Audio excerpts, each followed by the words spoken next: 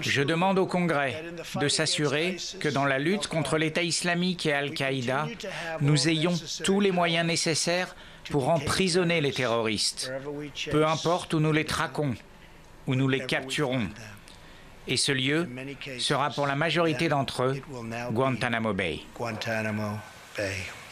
La prison de Guantanamo ne fermera pas ses portes. Vous venez de l'entendre, le président américain Donald Trump, contrairement à son prédécesseur Barack Obama, a ordonné son maintien.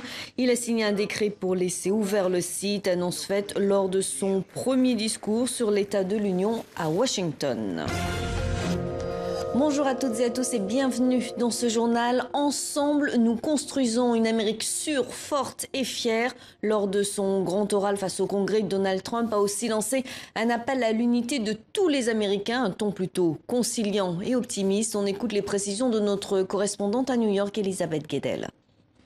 Oui, c'est un Donald Trump consensuel, sobre et modéré qui s'est prêté à ce rituel de la vie politique américaine. Son discours d'1h20 était somme toute classique, hommage à tous ceux qui sont au service du pays, un pays de compassion, a-t-il dit, optimisme sur l'état des États-Unis. Donald Trump a dressé comme prévu un bilan très positif de son action depuis un an, succès de sa politique économique, énergétique et commerciale, de sa politique de sécurité nationale.